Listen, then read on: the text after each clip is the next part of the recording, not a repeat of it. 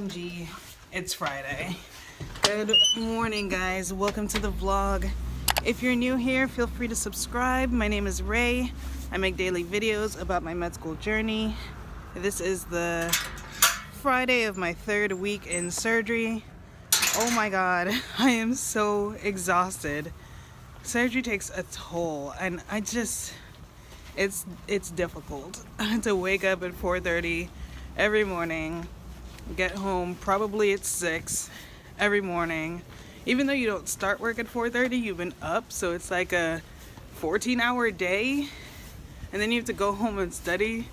Oh man, surgery is like kicking my butt low-key, but staying on top of my study schedule. I don't think I spoke about my study schedule with you guys. I'm going through the Pestanas book with Online Med Ed. I'm doing UWorld. Unfortunately, or fortunately, I don't really know, there's not that many UWorld questions for surgery. There's kind of like, I think it's in the hundreds, like 150 or something like that. So to separate the questions evenly every day and to have time go over my incorrect questions, it works out to 4 questions a day, which is like kind of odd. And it really makes you humble yourself low-key, because if you miss 3 out of those 4 questions, you're looking at a 25% on your the list of blocks you've done, and that's like, oh. So there's occasionally I've hit 100%, occasionally I've hit a 25%. I've never hit a 0 though. I've never gotten 4 questions wrong. But yeah, that's how I'm studying for surgery. I hope it's the correct route. And yeah, a lot of the questions though on UWorld for surgery are kind of IM based. Like, I'm kind of happy I took internal medicine first, because a lot of it is like, what would you do after surgery, or what would prevent this person from going to surgery, you know? It's not really like, where do I make the incision? Those are not the questions. Additionally, there are questions at the back of the Pestanas book, which go along really well. Also, I've been trying to read the textbook that's associated with this rotation. It's called Essentials of General Surgery, I think, or Essentials of Surgery, something like that. But yeah, I had a case today at 7:45. It was another nasal fracture with a closed reduction. This one was successful. This case, I think I confused yesterday's case and this case. This case was the actual, like, it looked like an S fracture. It's pretty significant, but it's all fixed.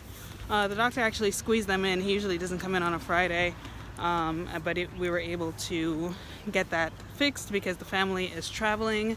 And as I told you guys yesterday, you only have 2 weeks to fix a broken nose after it's been broken.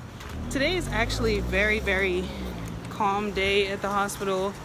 There's a lot of cases, but personally, I had a 7:45 case. I have another case at 1. It's supposed to be an inguinal hernia reduction. The patient is not medically cleared though. His sodium levels, they were 152 last night, 150 right now. The surgeon's note says he won't perform the surgery unless the patient's sodium is under 150. I don't know if he'll take 150 on the dot, but we'll see. Today's gonna be a lot of changing. I'd rather have 2 cases back to back than 2 cases spread out throughout the day, because we have to change into scrubs. Obviously, I'm wearing business professional clothing right now, and we wear like paper scrubs, like disposable scrubs. You wear them to one surgery and you toss them.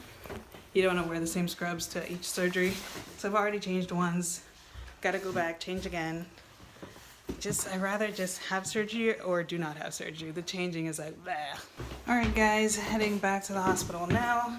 I did a lot of stuff at home. I studied a bit. I watched a YouTube video for the surgery I'm about to go into, which is a right inguinal hernia repair. So it's like a preview to what I'm about to see, and answered some questions that I might have, and gave me the information to answer some questions that I might be asked. Other than that, I just did regular stuff. I took out the garbage, washed the dishes.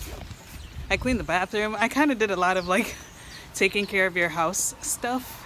My friend just got out of his case, so I'm heading back to the hospital kind of earlier than I would have, because, oh, and by the way, my case is now 3 o'clock. but clinic is at 1. So I had to head back to the hospital sooner or later anyway, just a little earlier to have lunch with my friend. I already ate at home though. I cooked as well. So I am not going to spend any money. But yeah, gotta love living right next to the hospital. It is so awesome. So when I say clinic, it's kind of like the outpatient work I did when I was in the family medicine rotation. Patients come in, they have a case, we do the interview, physical exam, then we present to the doc and he treats them. And I'm going home. It is 6:50. Probably the latest I've left here, to be honest. The inguinal hernia repair took about 2 hours. Incision time was 4:30, 5:30, 6:30, and then I changed and now I'm here. Talk about a Friday night turn up. The sun is still kind of up. It looks kind of bright in the screen. I think I'm delirious. I'm not doing anything tonight. Some people want to go out. There's like a party. And the last thing I want to think about right now is standing up. I just want to be horizontal until tomorrow morning. I do have to do my laundry though. So I have some errands to do. But then I'll be horizontal. I'm like so tired. Oh, and I couldn't even see anything. I wanted to tell you guys about the hernia repair. But the attending scrubbed in and 2 residents. Only 3 people scrub into a surgery, so I didn't scrub in. I couldn't see anything. The incision was like this long, and they did everything in like this much space. I'm standing at the foot of the bed. I can't see anything. I get a step stool. Still can't see anything. I see like bits and pieces of the hernia, like the piece. So what a hernia is when your bowels, your intestines, burst through either the muscle in your stomach or like there are different rings within the abdomen, something called an inguinal ring, I guess on your accent.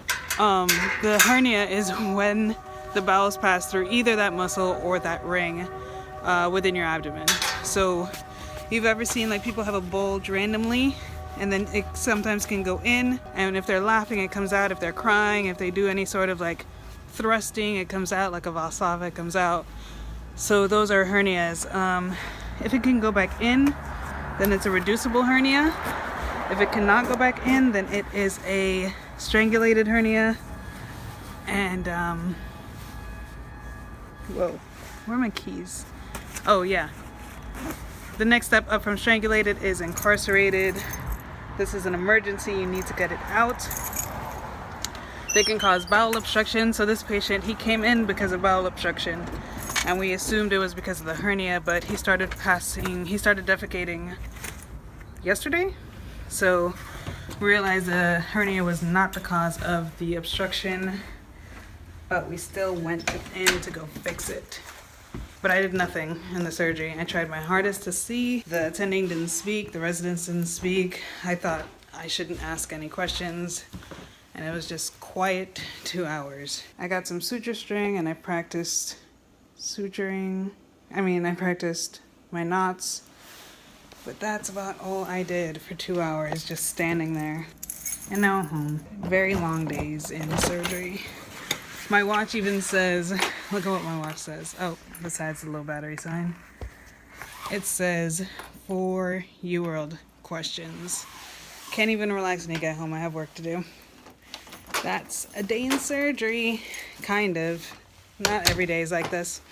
Okay, getting end the vlog here, guys. Sorry I'm like so tired and just rambling. Thanks for watching. Thanks for subscribing. See you guys next time. Bye.